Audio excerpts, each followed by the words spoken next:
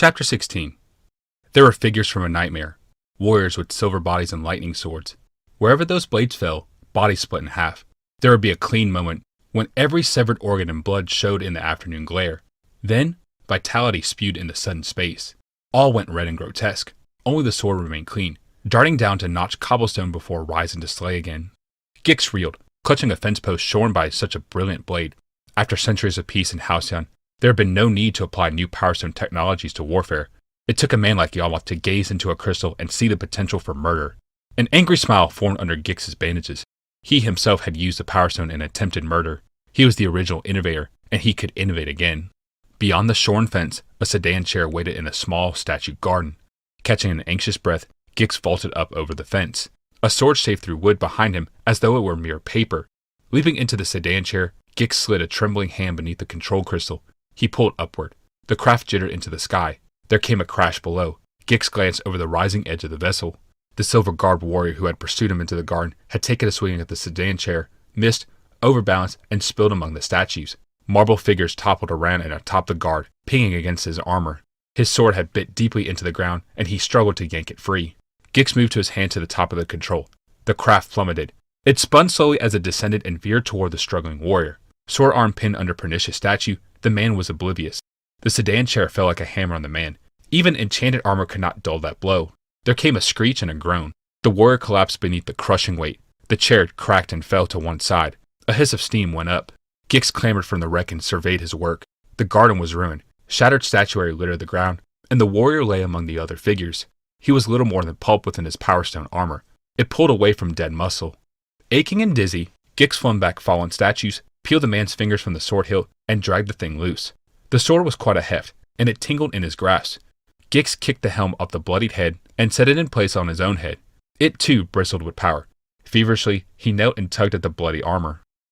"I can use this sword to seam one of them, to kill 10 of them," he panted as he worked. "I can strip them too, and dress 10 untouchables. Each of them can kill 10, until we've taken the whole city." The armor sucked free a pulverized man. Gix wrangled into the slick suit and felt it tighten around him.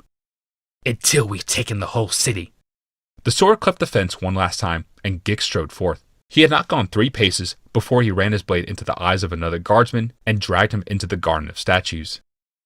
Zod paused, hauling a sword off a man's chest. It was horrible work for a healer, to split open this machine-work masterpiece.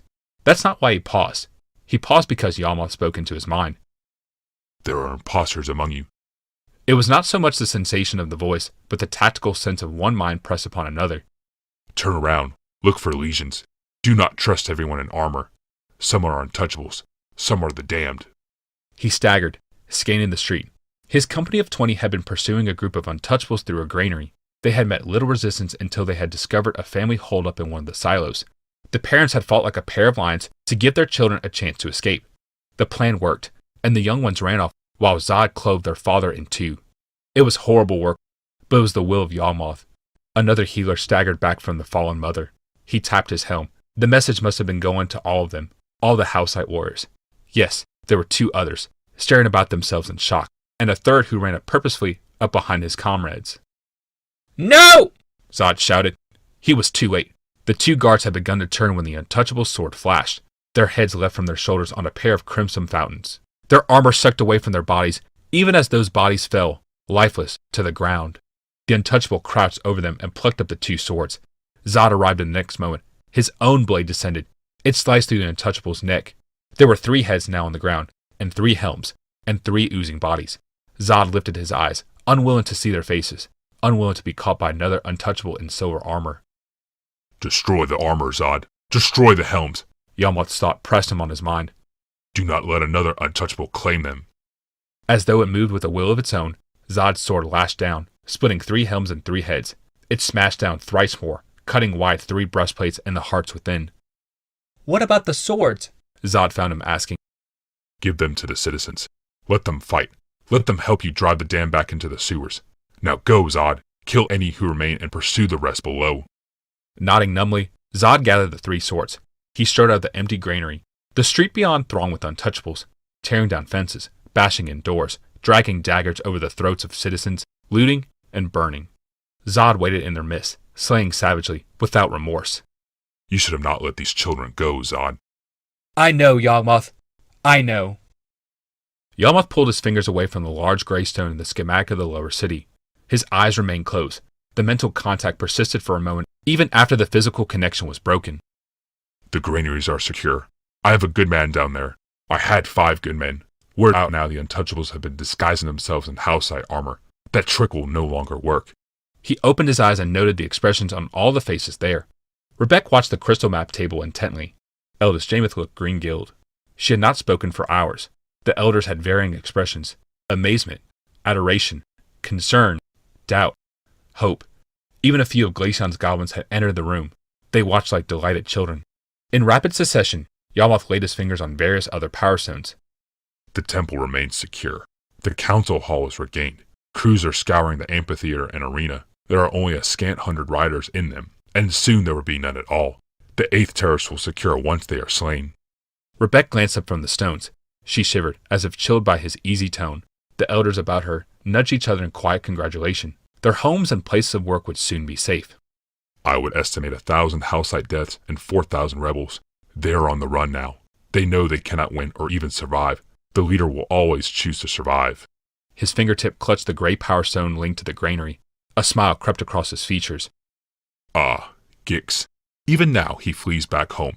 Down the channel we have been unable to discover. He flees wearing a helmet linked to me. Hands flying now across the array, Yawgmoth closed his eyes. The smile deepened. What are you doing? Asked eldest Jameth. Yawgmoth did not pause to answer. His hands moved in violent bursts across the matrix. When at last the task was done, he leaned warily back from the table and blinked his eyes open. I sent a message to each of my soldiers in the lower ward. They all have an exact visual of the route to Gix's retreat. I commanded the housesite guard to pursue the rebels down into the caves. For what purpose? Rebecca blurted. For what purpose? Yawgmoth asked. There are already prisoners down there, unless you plan a mass execution. Yawgmoth hauled the crystal table up. It swooped past their noses, swiveled, and stood in the cabinet. It seemed no more than a panel of wood. Yawgmoth placidly closed the doors before it. The war is won. The demonstration concluded.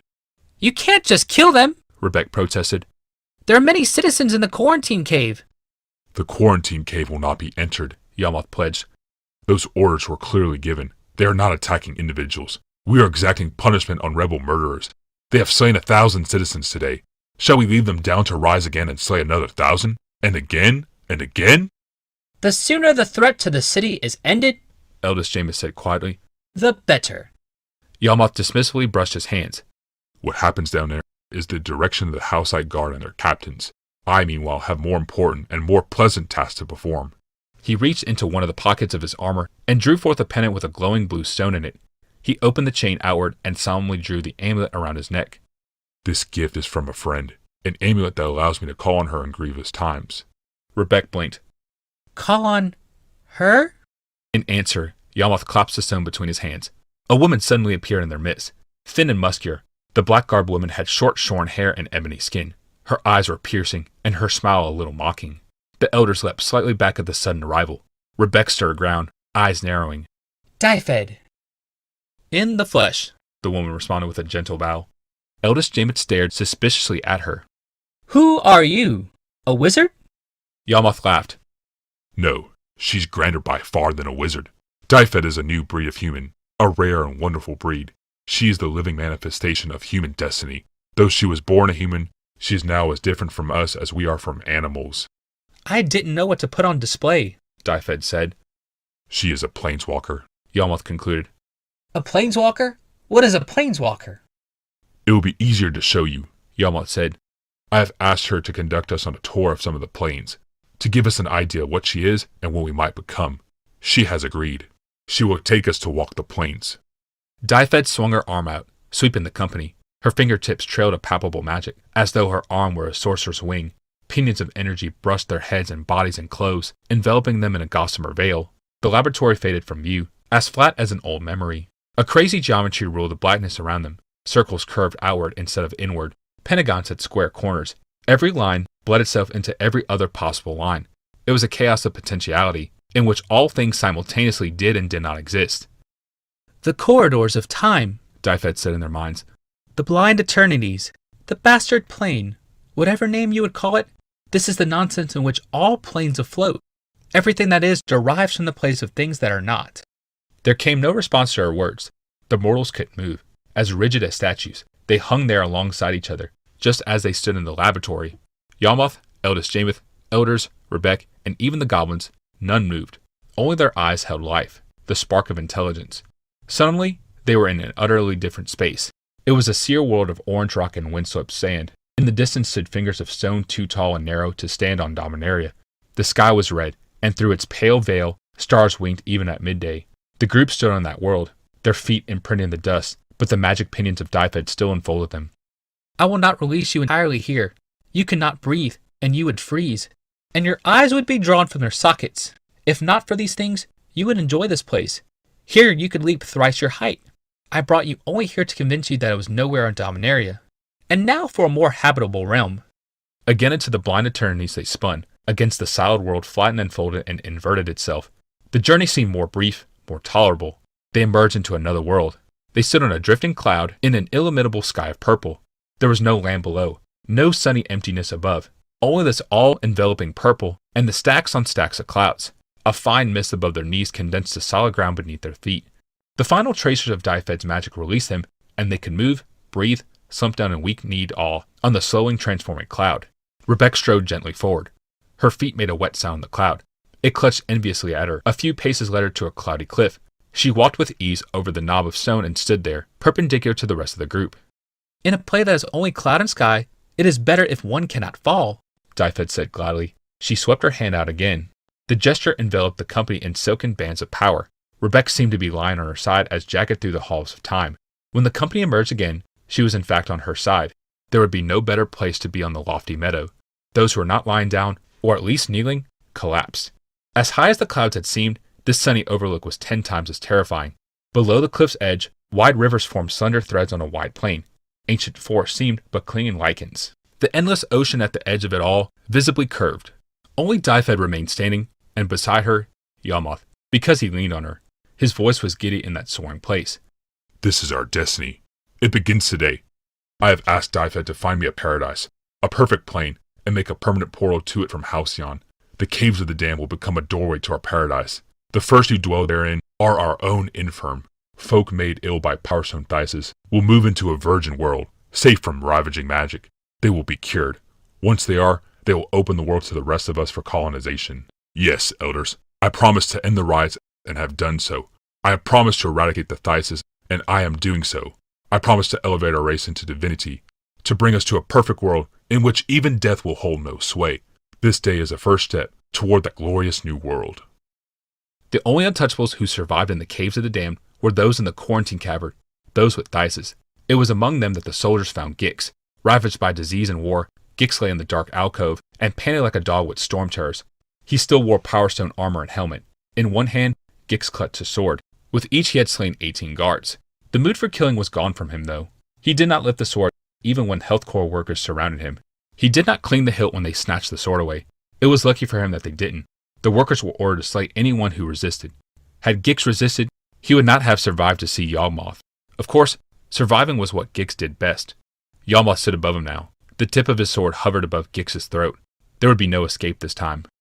Why don't you get it over with? Gix asked, trying to sound brave. Get what over with? Yawmoth replied. Why don't you go ahead and kill me? Yawmoth sighed impatiently.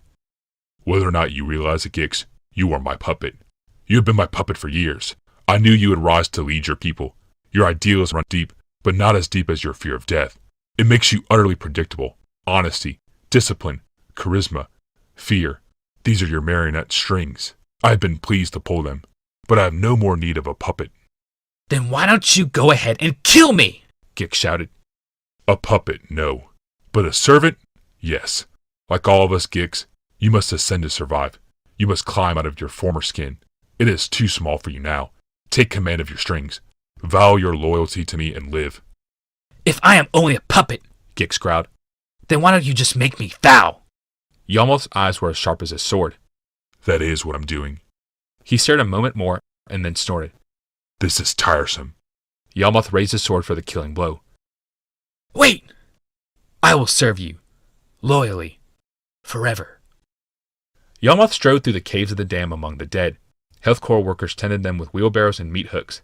They no doubt considered this a mass grave. Yalmoth would change their opinion. He walked a particular tunnel, long and smooth in the bedrock. Dyfed had said such a site would be needed, surrounded in solid basalt. He walked through the tunnel, running his hands affectionately along the black stone. At its end lay a small chamber, what had once been the private residence of a lord among the damned. Here, just across the threshold, she would make a portal to paradise. Where others saw a mass grave, Yawgmoth saw the future.